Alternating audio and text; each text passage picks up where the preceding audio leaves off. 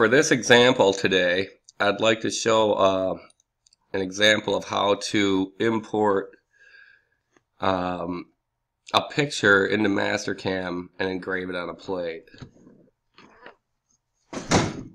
So the first thing I'd like to do is I'm going to create my cube size in Mastercam. So let's say, for example, I have my plate is 4 inches by 3. So I'll go create a rectangle, 4 inches in the X, minus 3 in the Y. I'm going to select right there, hit the check mark. And there's my plate. Now, before you can bring the file in, you need to find one. So what I do is I just typed Chicago Bears pictures in here and I did a search. Now what you need to do is go to Search Tools, go to Type, change it to Line Drawing. Pretty much any of these black and white line drawings come in pretty good and they work pretty well. Just make sure it's a JPEG.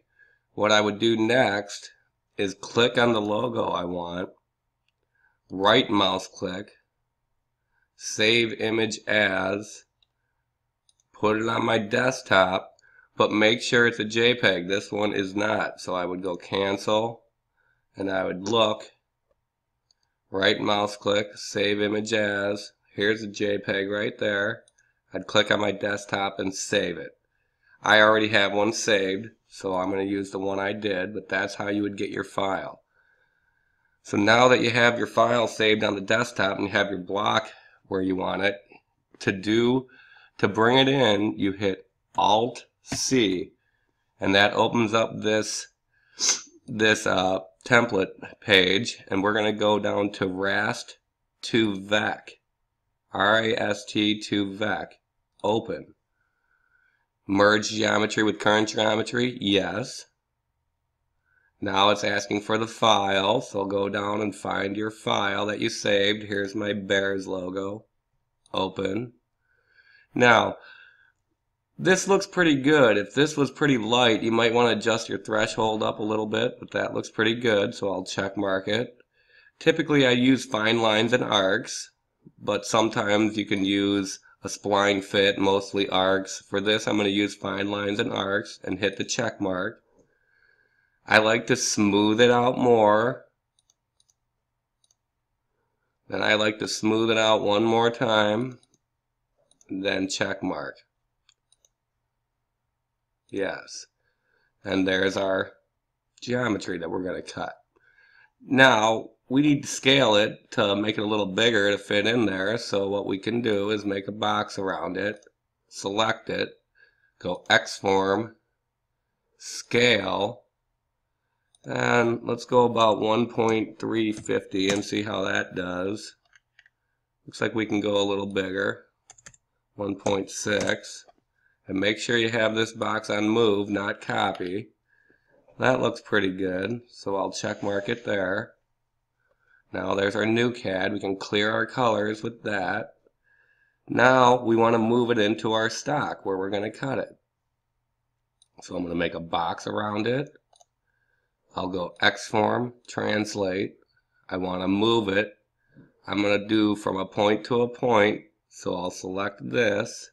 I'll select roughly in the center and just put it in the center.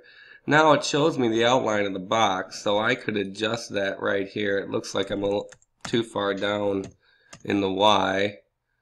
It's minus 2.6 minus 2.550. And then in the X it looks like it can go a little bit over 0.450. Right about there. Then I'll check mark it. Now my CAD's in the right place where I want to cut it. I'll clear my colors.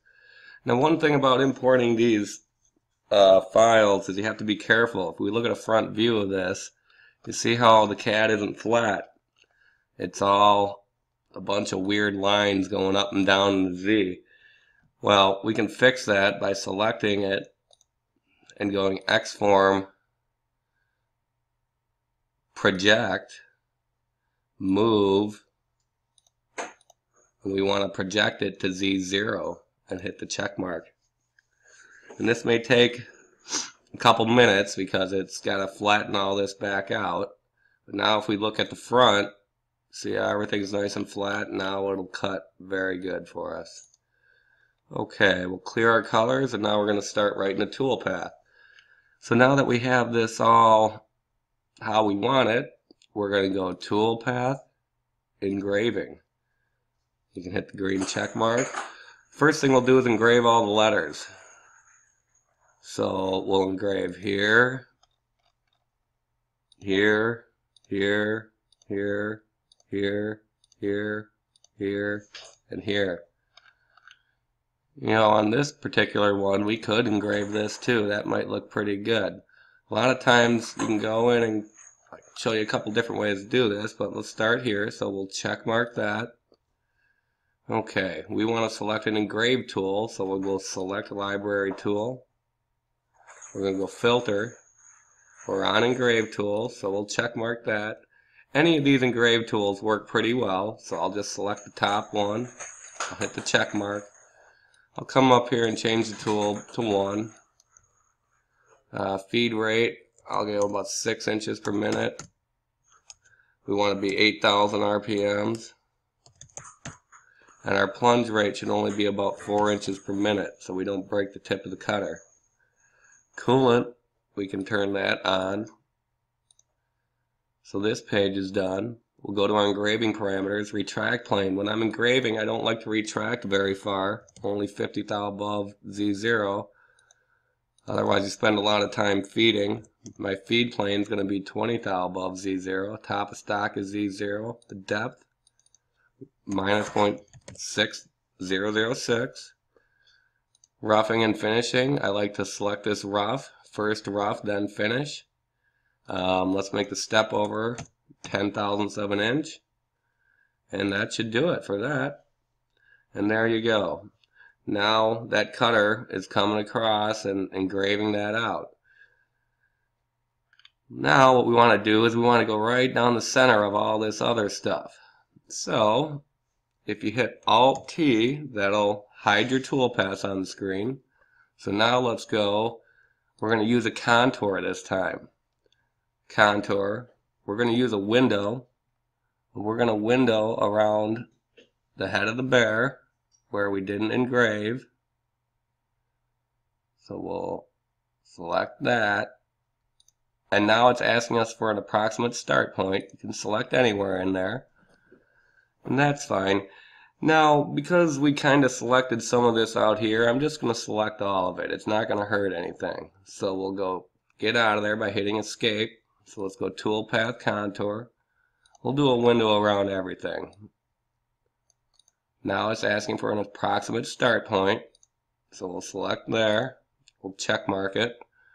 Come down to Tool. Well, we're going to use our same tool. We have to fix our feeds and speeds. 6 inches. 8,000 RPM.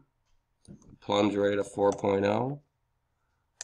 And a rapid retract. Our cut parameters, when we come into the compensation type, we want to turn it off. We want to go right down the center. So we're going to turn that off. We can have this all at 0. Depth of cuts is off. Lead in and lead out, we have to turn those off. Otherwise it'll lead in on all our contours and it won't look right. Linking parameters. We're going to retract to 50 above Z0.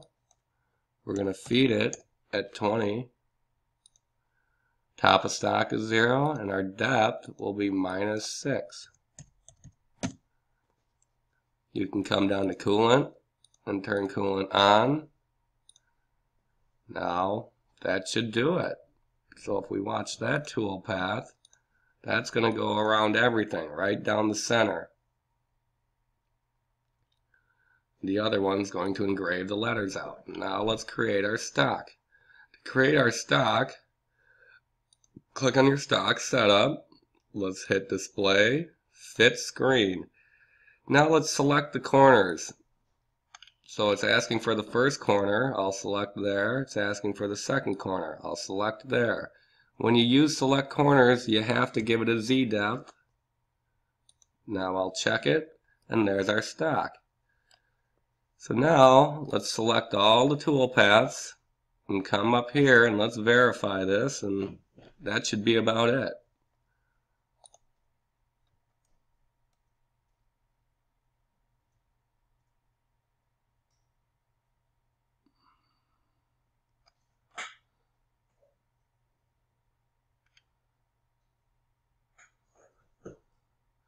And there it is.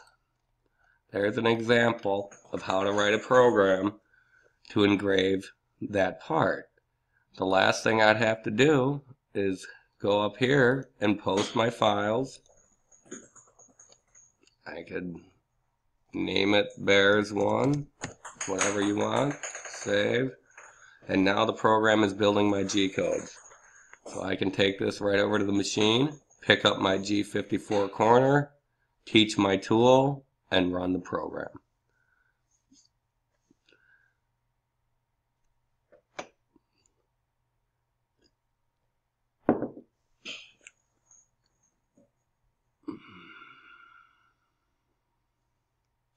And here's the code.